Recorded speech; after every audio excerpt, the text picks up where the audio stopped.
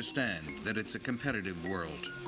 You have to make sure that you are always a step ahead of the competitor. Otherwise, investors have choice. In 2004, the World Economic Forum ranked the Gambia as Africa's 6th most competitive economy and first among the West African countries. We are one of the smallest countries in Africa, and we are ranked one of the best in Africa.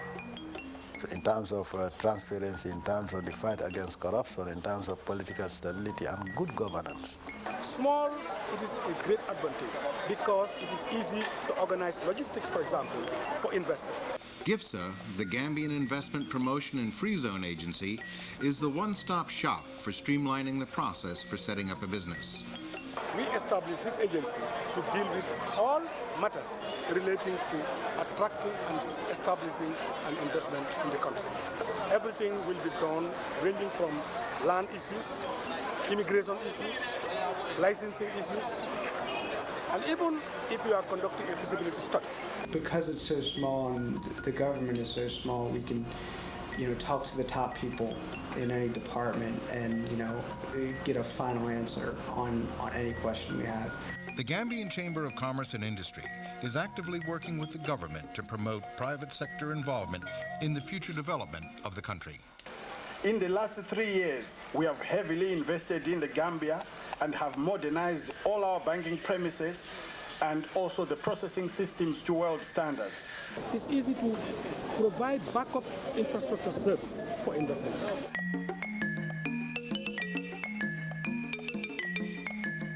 Communications technology and highways are bringing even remote corners of the Gambia within reach of the world. The infrastructure all around here is growing. It's grown in the Gambia, it's grown in Senegal. They're building roads all the way through Senegal. This particular road is going to go all the way up to Gibraltar. 03, clear to land runway. Daily flights touch down on new runways at the Banjul International Airport. Banjul is one of the most modern and well-equipped airports in Africa. Within the sub-region, we have the longest runway. So that's why NASA is using it as their landing site. There are certain countries you have to drive 1,000 kilometers from the hinterland to access certain facilities. That is not the case with Gambia. Modernization is everywhere. Cell phones and cyber cafes are just a few of the signs of a country wired for business. The growth in IT in this country puts us in touch with the world and opens up all those horizons for us. From any computer terminal, whether in your house or whether in a cyber cafe, you can get information, whether it's for education, personal, whatever. From vocational skills to healthcare, education, and farming, NGO involvement in developing the country is invaluable. The government has created the enabling environment as well to encourage organizations from the outside to come and participate in national development. We have reached a point where communities quite clearly know what their needs are.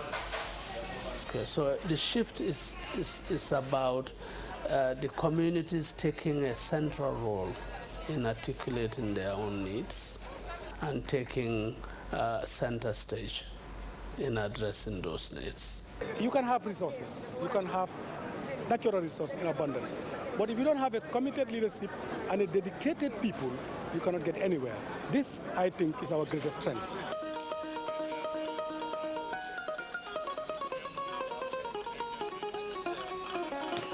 Which better place can you live in West Africa better than Gambia?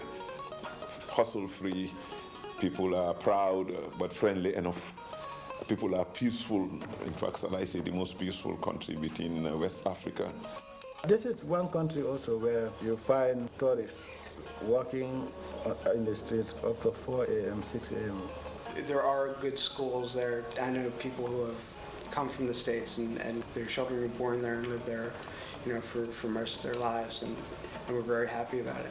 You're guaranteed 12 months of the year sunshine, between breaks in the rain, of course, this time of year, but there's a dry season of 8 months where you're guaranteed no rain at all.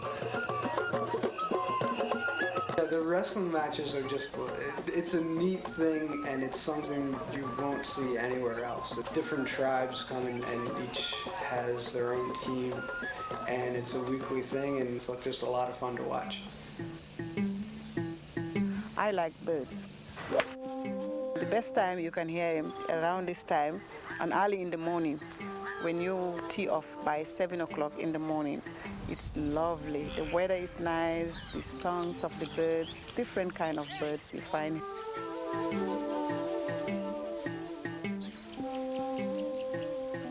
Normally you see like these huge lizards, and normally in England you don't like really see any lizards, say. And monkeys as well, you see them in zoos, not like in their like natural habitat really. There's bars, there's restaurants, there's casinos, there's the beach, you know, there's kind of the local nightlife, and it's just a lot of fun being there.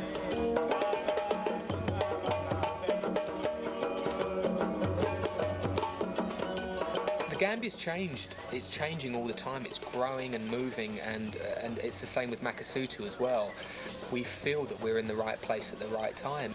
If governments, if the World Bank, if all these people are doing something for the infrastructure of this region, then I'm willing to be part of it. They don't pump in their money because government wants them to. They pump in their money because they think it is profitable and it will be a viable investment over time.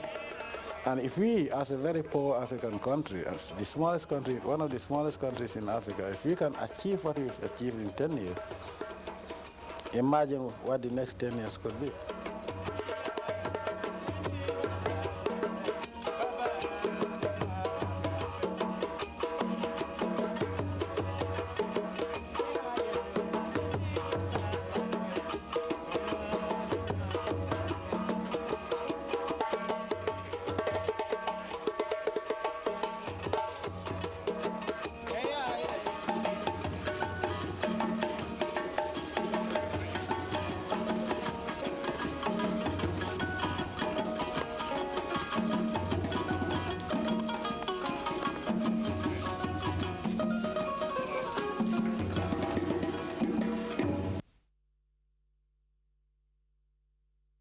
You are watching GRTS, and it's time for the news in summary with me, Aji Amisise. The President, His Excellency Sheikh Professor Alhaji Dr. Yahya Jammeh returned to Banjul on Monday after a state visit to the Republic of China, Taiwan. The President and delegation were met on arrival by the Vice President and Minister of Women's Affairs, Cabinet Ministers, and a host of other dignitaries. Upon arrival at Banjul International Airport, Professor Jammeh spoke to waiting journalists. Wanma Masa Kamara, a Gambian based in the United States of America, on Monday afternoon paid a courtesy call on the Vice President, Her Excellency Ajah Dr. Asudun Jai Saidi, at State House. Mrs. Kamara, a pre-medicine student at the Spelman College in Atlanta, Georgia, is coming up with an ambitious initiative designed to improve health.